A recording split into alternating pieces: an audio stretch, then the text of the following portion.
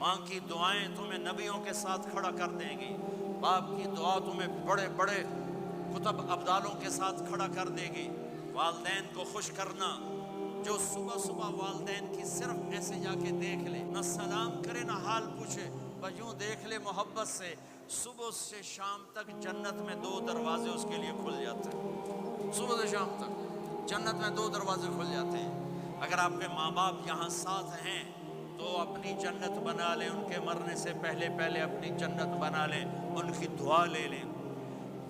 ہمارا ایک نوجوان زمیندار تھا، نہ نماز نہ روزہ نہ حج، کچھ بھی نہیں، اور غافل زندگی۔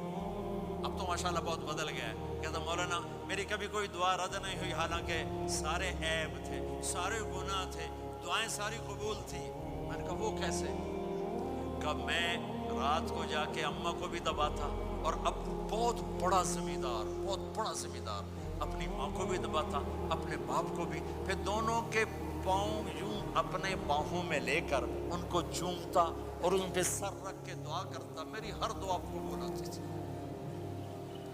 تو اپنے ماں باپ کے قدموں تلے اپنی دعائیں تلاش کرو، خاص طور پر اپنی ماں کے قدموں تلے جنت تلاش کرو۔ میرے نبی نے کہا ماں کے قدموں تلے جنت ہے۔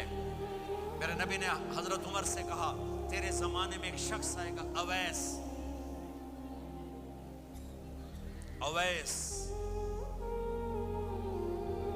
وہ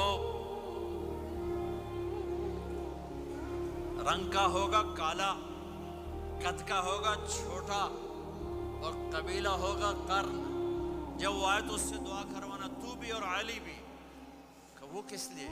کہ اویس نے ماں کی خدمت کر کے وہ مقام حاصل کیا ہے، جب ہاتھ اٹھاتا اللہ ہاتھ رد نہیں کرتا۔ عمر علی کو اویس کی دعا کی ضرورت نہیں تھی، ہمیں سکھانا تھا۔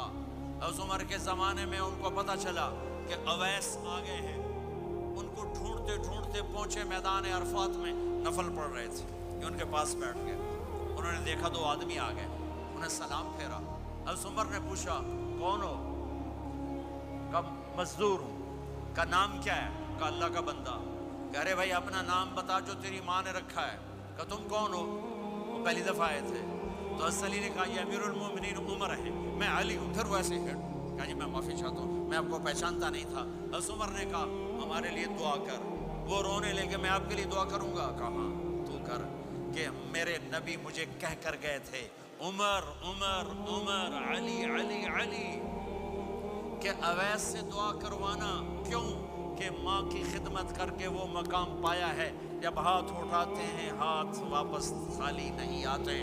پھر ایک اور حدیث سنو، میرے نبی نے فرمایا جب لوگ جنت کو چلیں گے اور اویس بھی چلیں گے تو اللہ تعالیٰ فرمائیں گے باقی چلے جاؤ، اویس رک جائے۔ تو اویس کرنی کہیں گے یا اللہ مجھے کیوں روکا؟ تو اللہ کہیں گے پیچھے دیکھو، وہ پیچھے دیکھیں گے، جہنم میں لوگ کھڑے ہوں گے، اللہ فرمائیں گے تیری ماں کی خدمت، جہاد نہیں، نماز نہیں، روزہ نہیں، حج نہیں، زکوٰۃ نہیں، علم نہیں، ذکر نہیں، تبلیغ نہیں، تیری ماں کی خدمت۔ آج اس کا صلہ دیتا ہوں۔ یہ دوزخ والے کھڑے ہیں، جدھر جدھر تو اشارہ کرے گا تیری طفیل سب کو جنت میں ڈال دو۔